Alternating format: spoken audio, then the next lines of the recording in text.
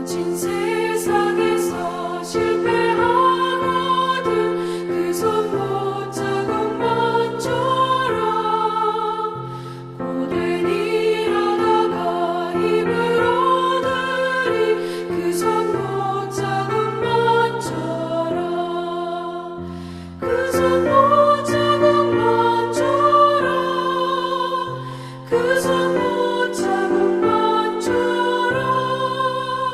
주가 널 지키며 인도하시리 그 손 못자국만처럼 내가 어둠 속을 걸어갈 때에 그 손 못자국만처럼 주가 참 평안을 내게 주시리 그 손 못자국만처럼 그 손 못자국만처럼 그 손 못자국만처럼 주가 널 지키며 인도하시리 그 손 못자국만처럼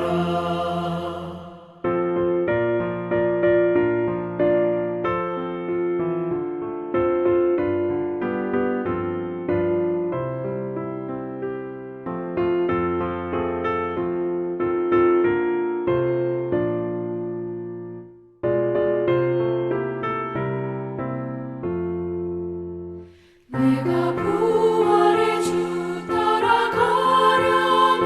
그 손 못자국만처럼 내가 주 안에서 길이 살리라 그 손 못자국만처럼 그 손 못자국만처럼 그 손 못자국만처럼 주가 널 지키며 인도하시리 그 손 못자국만처럼 너의 죄악의 짐 무거울 때에 그 손 못자국만처럼 마음 문 열고서 주를 모셔라 그 손 못자국만처럼 그 손 못자국만처럼 그 손 못자국만처럼 주가 널 지키며 인도하시리 그 손 못자국만처럼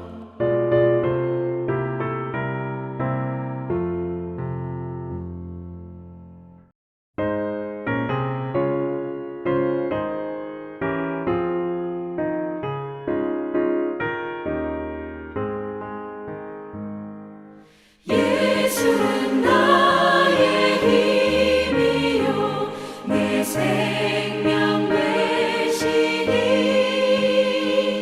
구주 예수 떠나 살면 죄 중에 빠지니 눈물이 앞을 가리고 내 맘에 근심 쌓일 때 위로하고 힘 주시리 주 예수 예수는 나의 힘이요 내 친구 되시니 그 은혜를 간구하면 풍성히 받으리 햇빛과 비를 주시니 추수할 곡식 많도다 귀한 열매 주시느니 주 예수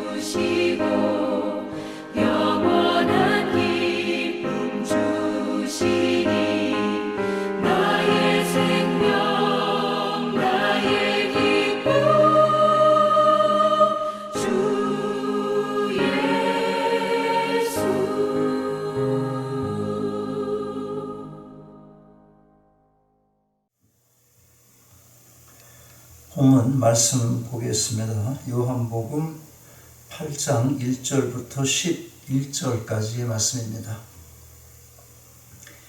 예수는 감람산으로 가시니라. 아침에 다시 성전으로 들어오시니 백성이 다 나아오는지라. 앉으사 그들을 가르치시더니 서기관들과 바리새인들이 음행 중에 잡힌 여자를 끌고 와서 가운데 세우고 예수께 말하되 선생이여 이 여자가 간음하다가 현장에서 잡혔나이다. 모세는 율법에 이러한 여자를 돌로 치라 명하였거니와 선생은 어떻게 말하겠나이까. 그들이 이렇게 말하면 고발한 조건을 얻고자 하여 예수를 시험함이로라. 예수께서 몸을 굽히사 손가락으로 땅에 쓰시니 그들이 묻기를 맞이 아니하는지라. 이에 일어나 이르시되 너희 중에 죄 없는 자가 먼저 돌로 치라 하시고 다시 몸을 굽혀 손가락으로 땅에 쓰시니 그들이 이 말씀을 듣고 양심의 가책을 느껴 어른으로 시작하여 젊은이까지 하나씩 하나씩 나가고 오직 예수와 그 가운데 섰는 여자만 남았더라. 예수께서 일어나사 여자 외에 아무도 없는 것을 보시고 이르시되 여자여 너를 고발하던 그들이 어디 있느냐? 너를 정죄한 자가 없느냐?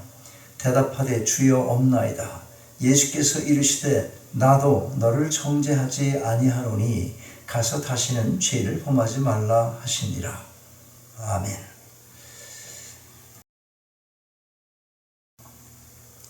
오늘 본문의 내용은 예수님을 싫어하는 유대 종교 지도자들이 간음하다가 현장에서 잡힌 여인을 예수님께 데리고 와서 예수님을 시험하는 장면입니다.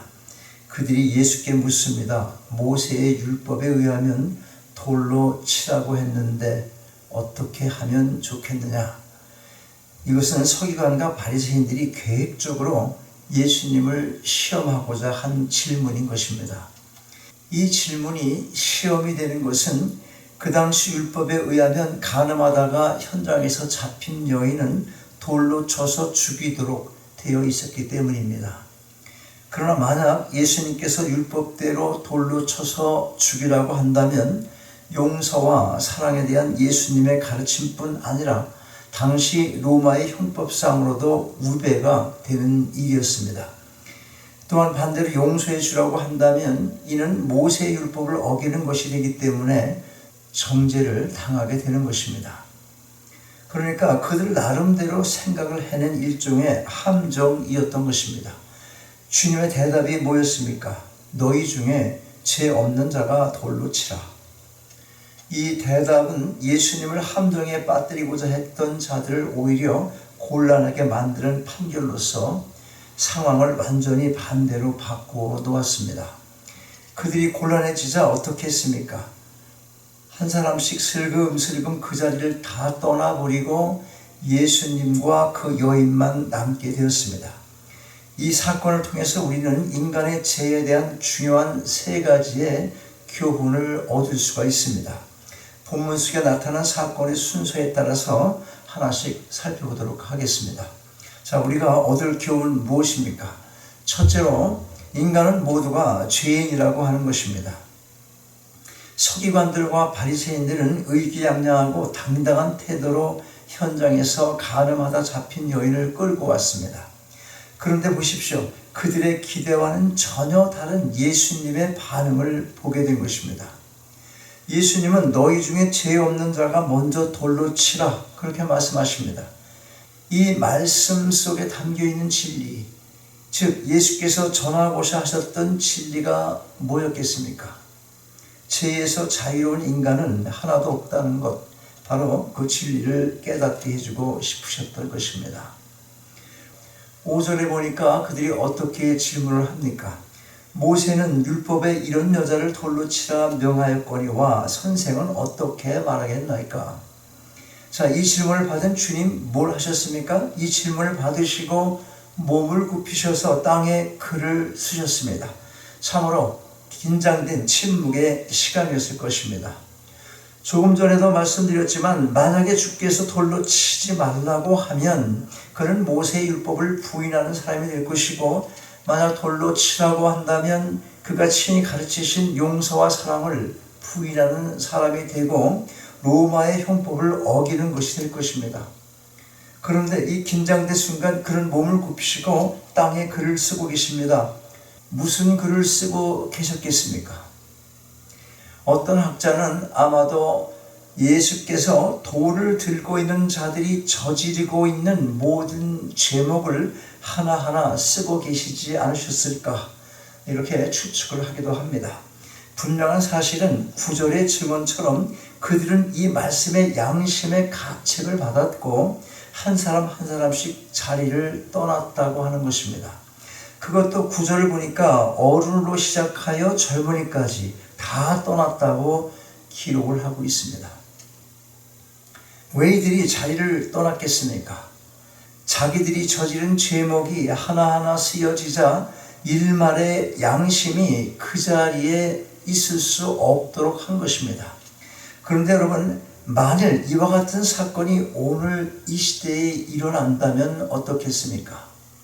현대인의 양심이 그 당시 사람들보다 더 낫겠습니까? 시침 딱 대고 돌을 들어서 이 여인을 칠지 모릅니다. 혹시 돌을 치진 않는다고 해도 그 자리를 살며시 빠져나가지는 않을 것입니다. 구경거리가 생겼는데 그냥 가겠습니까? 그러면 자신의 죄는 아랑곳하지 않고 다른 사람의 죄를 들추어내고 지적하는 일에 열을 올리는 이유가 어디에 있겠습니까? 그것은 우리의 타락한 성품 안에 자리 잡은 두 가지의 본능 때문인 것입니다. 인간에겐 공격 본능이 있습니다. 그러면 당연히 또 무슨 본능이 있겠습니까? 공격 당하지 않기 위해서 방어 본능이 있습니다. 이 두 가지 본능으로 인하여 우리는 남의 죄는 크게 만들고 자기 죄는 작게 보이게 하는 것입니다. 쉽게 말하면 자기 죄는 별 죄가 아니고 남의 죄는 죽을 죄로 보는 것입니다. 그래서 사도 야고보는 이렇게 말씀합니다. 야고보서 2장 10절 11절 보니까 누구든지 온 율법을 지키다가 그 하나를 범하면 모두 범한 자가 되나니 간음하지 말라 하시니가 또한 살인하지 말라 하셨은즉 내가 비록 간음하지 아니하였어도 살인하면 율법을 범한 자가 되나니 이렇게 기록을 하고 있습니다. 남이 지은 죄는 내가 지은 죄보다 더 크게 보고 더 큰 벌을 받아야 한다고 생각하는 이런 인간의 죄된 본성에 대해서 성경은 수없이 지적을 합니다. 우리의 머릿속에 금방 떠오르는 성구가 있어요. 마태복음 7장 3절 말씀입니다. 어찌하여 형제의 눈 속에 있는 티는 보고 내 눈 속에 있는 들보는 깨닫지 못하느냐. 여러분, 인간은 다 죄인입니다. 오늘 본문은 바로 그 사실을 우리에게 교훈해주고 있는 것입니다. 두 번째로 죄에 대한 용서는 예수님만 하실 수 있다는 것입니다. 이 여인을 정죄하던 무리들이 자리를 다 떠난 후에 예수께서 이 여인에게 선언하신 말씀이 무엇입니까? 나도 너를 정죄하지 아니하노니. 이 말이 의미하는 바가 무엇입니까? 내가 너를 용서한다. 주께서도 용서하신다는 것입니다. 도대체 그분이 누구시기에 이런 선언이 가능할 수 있었습니까? 유대인들은 용서는 하나님만이 하시는 일이라고 믿어왔습니다. 우리가 내 친구의 도움으로 주 앞에 나올 수 있었던 한 중풍병자 이야기를 기억합니다. 마가복음 2장에 보면 친구 4명에게 들 것에 실려 예수님 앞에 나온 중풍병자에게 주께서 뭐라고 하셨습니까? 내 죄사함을 받았느니라. 내 병이 나음을 입었다. 그렇게 해도 시비를 할 판인데 죄사함을 받았다고 선언을 하신 것입니다. 그때 거기 있던 서기관들의 반응이 어떤 것이었습니까? 마가복음 2장 7절입니다. 이 사람이 어찌 이렇게 말하는가 참남하도다. 오직 하나님 한 분 외에 누가 능히 죄를 사하겠느냐. 이 말의 의미가 뭡니까? 지금 예수라는 이 사람이 신성모독죄를 짓고 있다는 것입니다. 그들의 지식으로 보면 맞는 말입니다. 그러나 그들이 몰랐던 것이 있습니다. 뭘 몰랐습니까? 예수가 하나님이라는 사실, 그 중요한 것을 몰랐던 것입니다.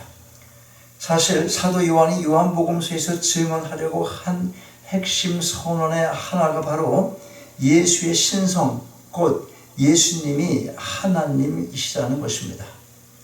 요한복음에는 유달리 예수께서 내가라는 말이 자주 나옵니다. 성경학자들은 이 표현이 바로 하나님이신 예수님의 자기 계시 선언이었다고 말합니다. 그는 지금 하나님으로서 이 여인에게 용서를 선언하고 계신 것입니다. 실제로 요한복음이 증언하는 이 예수님은 처음부터 우리의 구원을 위해서 육신을 입으시고 이 땅에 오신 구속자이신 것입니다. 말씀이 육신이 되어 우리 가운데 거하시매. 그렇습니다. 주님께서는 바로 우리의 죄를 대신하여 속죄양으로 희생의 제물이 되시고자 이 땅에 오신 분이십니다. 사도 요한이 어떻게 기록합니까? 보라, 세상 죄를 지고 가는 하나님의 어린 양이로다. 사도 바울이 로마서 8장 1절에서 그러므로 이제 예수 그리스도 안에 있는 자에게는 결코 정죄함이 없나니 이렇게 기록한 이유가 바로 여기에 있습니다. 그런데 이런 질문이 머리에 떠오를 수 있을 것입니다. 가늠한 여인이 해결을 했다는 어떤 증거도 없는데 어떻게 용서가 가능할 수 있는가? 성경은 용서의 조건으로 일반서에게 회개를 요구하고 있는데 이런 회개의 모습 없이 용서가 가능하다는 말인가? 네, 이런 질문이 틀린 것이 아닙니다. 그러나 우리가 좀 더 생각을 해볼 필요가 있어요. 용서받기 위해 언제나 회개가 필요하지만 그러나 그 회개를 하는 모습은 다양할 수가 있다는 것, 그것을 알 필요가 있는 것입니다. 모든 사람들이 다 흩어졌지만 이 여인은 그 자리를 끝까지 떠나지 않았습니다. 도망가지 않고 예수님 앞에 엎드려 있었습니다. 주님 앞에 엎드려 있는 모습, 여러분 한번 생각해 보십시오. 그 모습이 바로 회개의 모습이 아니겠습니까? 예수님의 지적을 받고 그 자리를 떠난 많은 사람들, 그들은 비록 양심의 가책은 느꼈을지는 모르지만 자신들의 죄된 인생을 돌이킬 생각은 없었던 것입니다. 그 여인은 주님의 처분만 기다리는 자세로 그렇게 엎드려 있었던 것, 그것이 회개입니다. 찢어지는 마음, 상한 마음을 엎드려 토해내는 것, 그것은 입술의 고백 이상으로 중요한 회개의 증거인 것입니다. 하나님께서 구하시는 제사는 상한 심령이라 하나님이여 상하고 통회하는 마음을 주께서 멸시치 아니하신다. 시편 51편 17절에서 이렇게 기록을 하고 있습니다. 여러분, 자신의 죄를 인정하고 상한 심령, 통회하는 마음을 가진 자들에게 주님은 지금도 선언을 하십니다. 나도 너를 정죄하지 아니하노라. 주님만이 죄를 용서하실 수 있는 분이심을 믿으시기 바랍니다. 오늘 본문의 사건이 주는 교훈 세 번째로, 용서를 받았다면 용서받은 자의 삶을 살아야 한다는 것입니다. 예수님은 이 여인을 용서하는 것으로 끝내시질 않으십니다. 뭐라고 하십니까? 가서 다시는 죄를 범하지 말라. 지은 죄를 용서받은 것으로 인생의 모든 문제가 다 해결된 것이 아니라는 것입니다. 그렇습니다. 제사함을 받은 것은 구원의 여정에 있어서 이제 첫 발걸음을 내딛는 것입니다. 사실 우리가 용서받았다는 것은 이제부터 새 삶을 살기 위한 것입니다. 지난 과거의 삶의 방향에서 새로운 삶의 방향을 향해서 나아가는 것입니다. 여러분, 복음이 무엇입니까? 복음은 아주 간단하게 말해서 그리스도의 십자가의 죽으심과 부활입니다. 우리가 용서받을 수 있었던 것은 예수께서 우리 대신 십자가의 죽으심 때문입니다. 그러나 이제 우리는 십자가를 넘어 부활하신 주님을 바라보며 우리가 새로운 인생을 살아가야 하는 것입니다.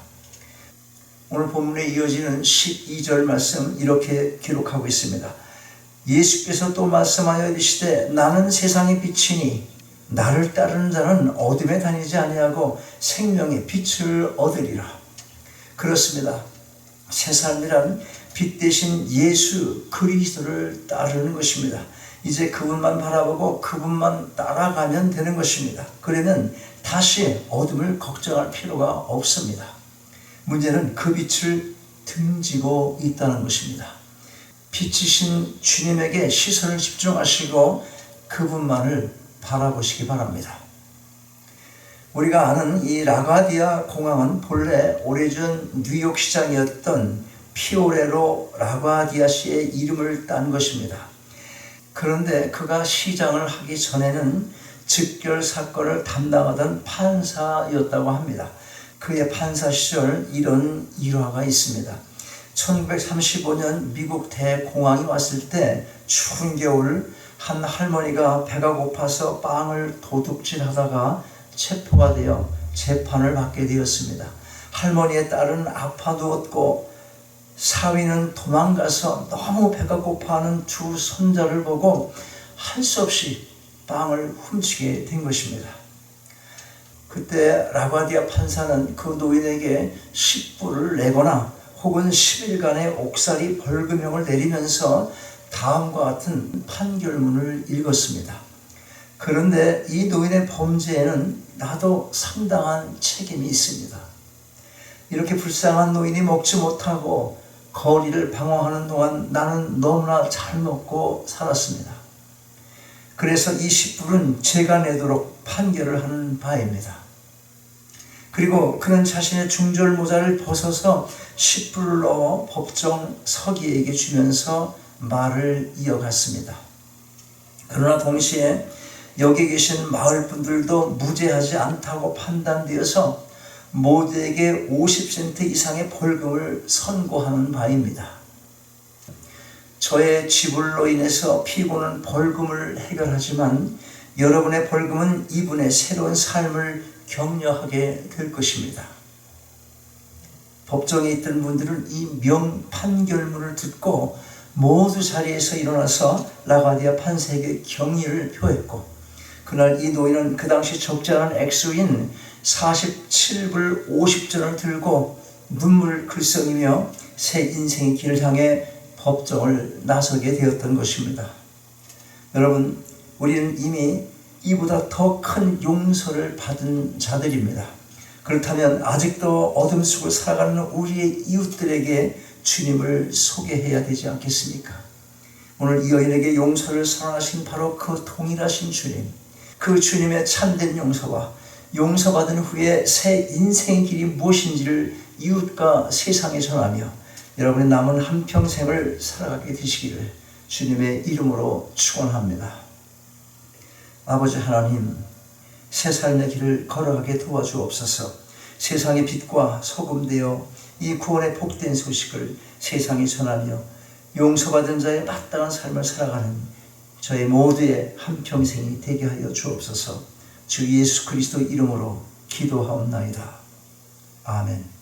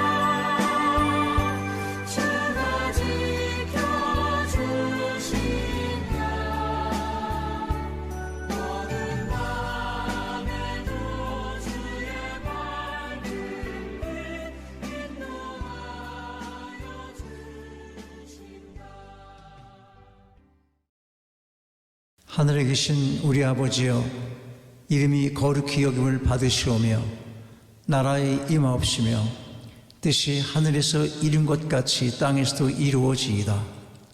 오늘날 우리에게 일용할 양식을 주옵시고 우리가 우리에게 죄 지은 자를 사하여 준 것 같이 우리 죄를 사하여 주옵시고 우리를 시험에 들게 하지 마옵시고 다만 악에서 구하옵소서. 나라와 권세와 영광이 아버지께 영원히 있사옵나이다. 아멘.